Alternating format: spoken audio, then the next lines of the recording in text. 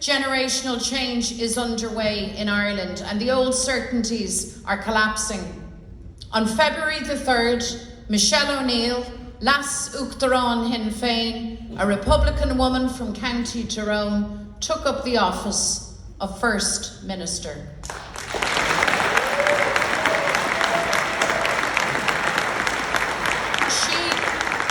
She pledged to be a First Minister for all, and every day she shows that she means it. For the first time ever, we have a nationalist leading government in the north of Ireland, in a state designed and engineered to ensure that this could never happen. A state designed and engineered to ensure a permanent unionist majority. That is now gone. A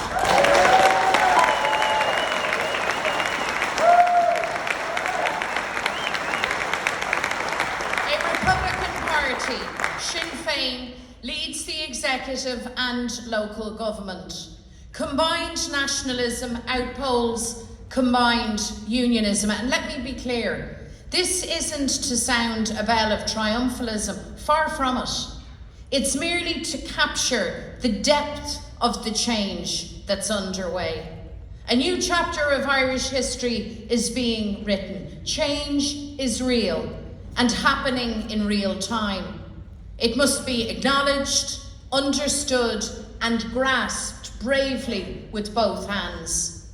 The great beauty of the peace that we have built together is that we can hold very differing, opposing views about the future, about constitutional change, and still work together to make life better for workers and families in the here and now. The genius of the Good Friday Agreement is that it is a set of rules, principles and institutions to facilitate power sharing, to protect citizens' rights and to manage political difference. It provides, as you know, for referendums and obligates both the British and Irish governments to act on the outcome, placing the constitutional future of Ireland in the hands of the people, north and south, to be decided on that most sacred democratic principle: one person, one vote. In the polling station, everybody will be equal. Everybody will have their say. And the outcome is decided by simple democratic majority. Those are the rules. As an Irish Republican, I advocate for a united Ireland. As an Irish Republican, I see every person who argues for the preservation of the union with Britain, every person of British identity, as an equal. No caveats, no exceptions, all equal.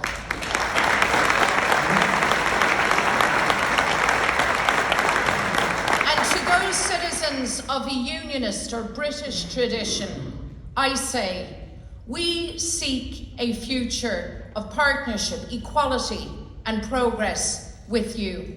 The new Ireland we seek belongs every bit as much to the families of the Shankill as the families of the Falls. Every bit as much to the families of Ballymena as it does to the families of Ballymun.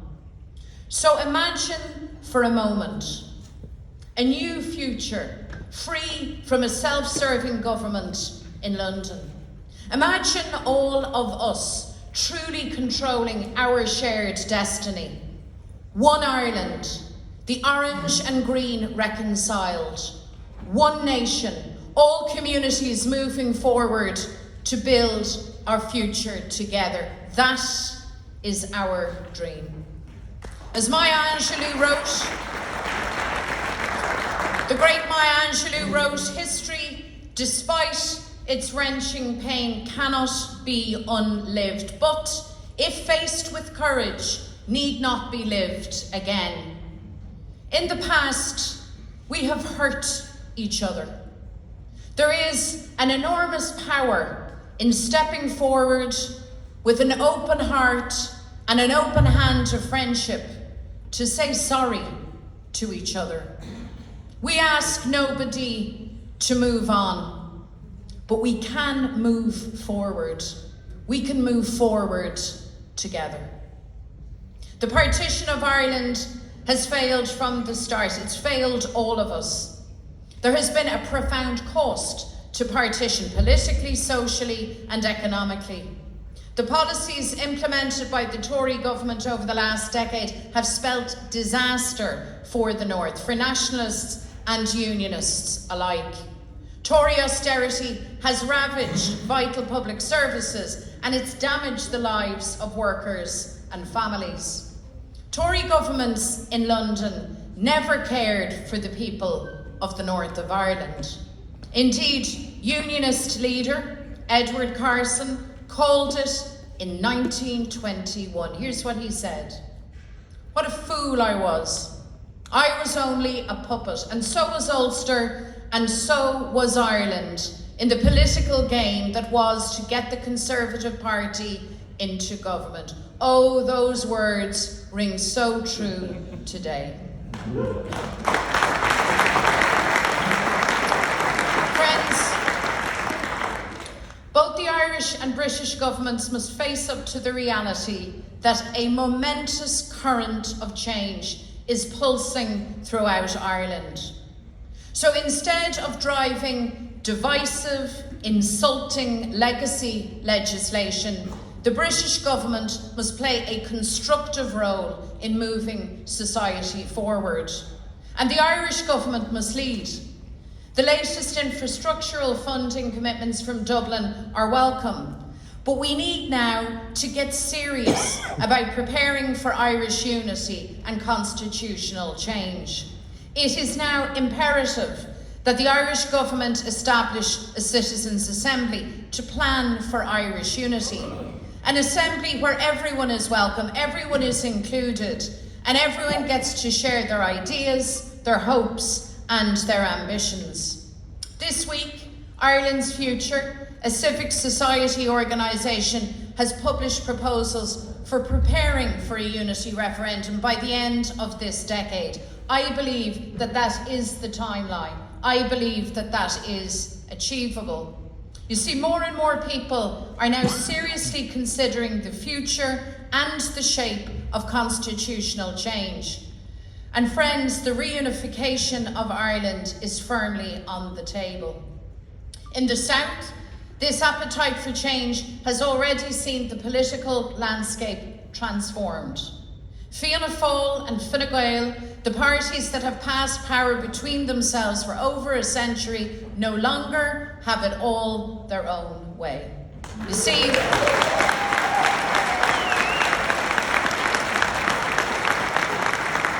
there's a new kid on the block.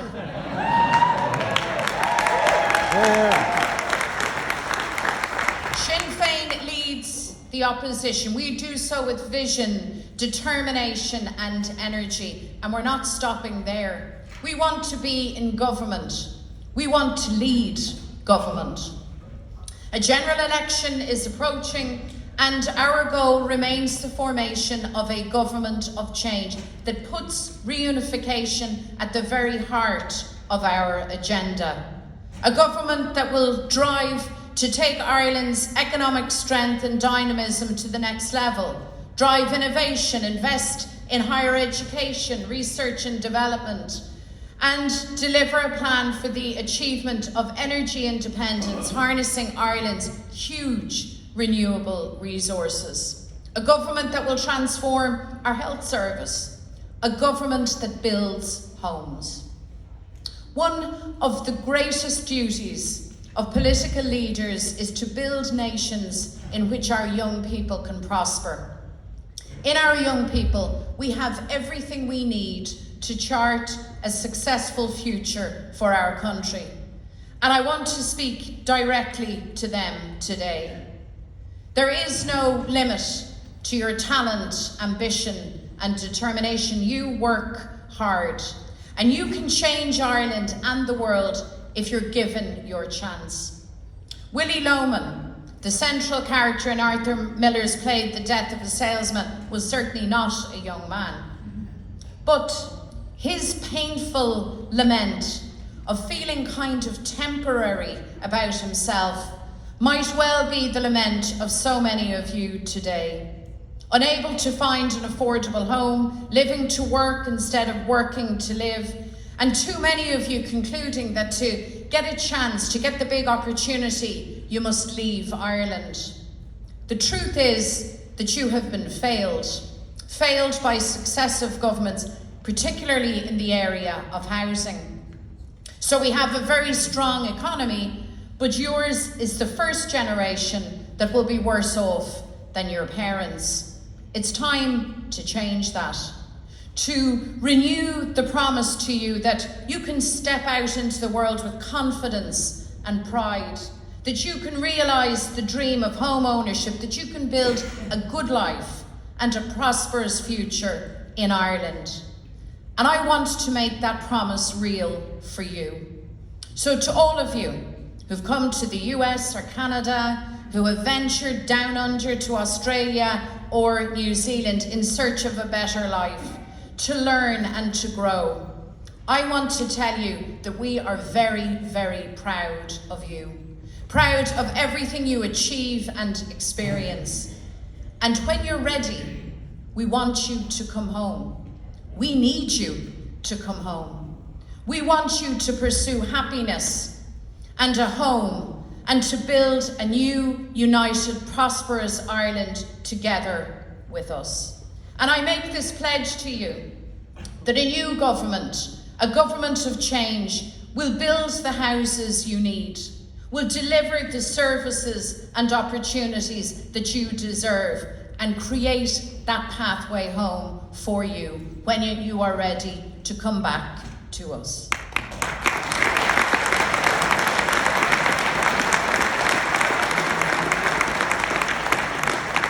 Friends, the work of peace and nation building in Ireland can't help happen in splendid isolation.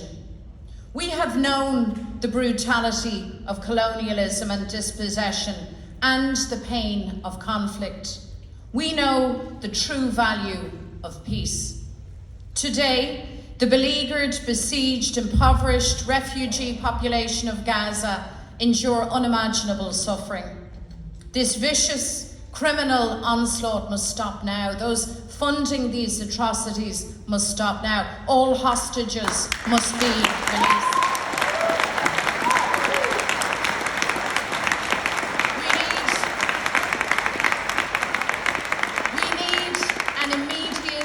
Ceasefire. We need that now.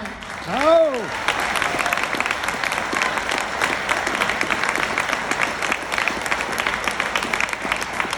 We need the renewal of a peace process based on international law, based on the two-state solution, with the aim of achieving self-determination and freedom for the Palestinians and a secure Israel.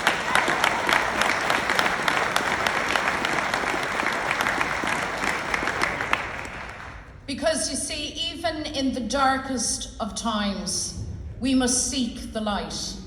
We must bring the light. The success of the Good Friday Agreement teaches us that no conflict is intractable. Peace is a question of will, and peace must now be the united will of the international community. Friends, the work of nation building, of uniting Ireland, is about creating a home where everyone belongs. A nation is a collection of generations walking their length of the same journey. Today, our generation holds the compass and the map. The people of Ireland get to decide the direction we take, not only for ourselves, but for everyone who comes after us. The people of Ireland get to shape the future. It is an awesome responsibility, and it's one that must inspire, motivate, and excite us. Change is happening now, and we cannot let it pass by. For Ireland, the opportunity is just too great. The saying goes that society grows great when people plant trees in whose shade they will never sit.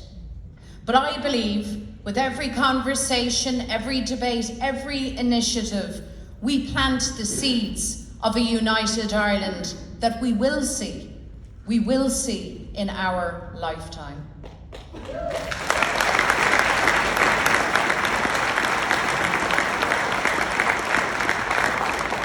In the end, nation building is the task of dreamers, of change makers, of future shapers.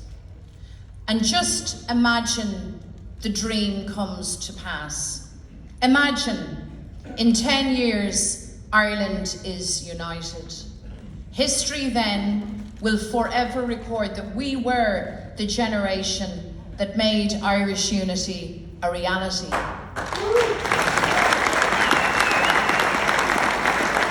That we were the generation that made history. I believe that we must achieve it. I believe that we can achieve it. I believe that we will achieve it. Together and in our time, we will realise the dream. We will finish the journey. We will shape the future. A new, united Ireland and a nation home for everyone. Goramila, Mila Mabika.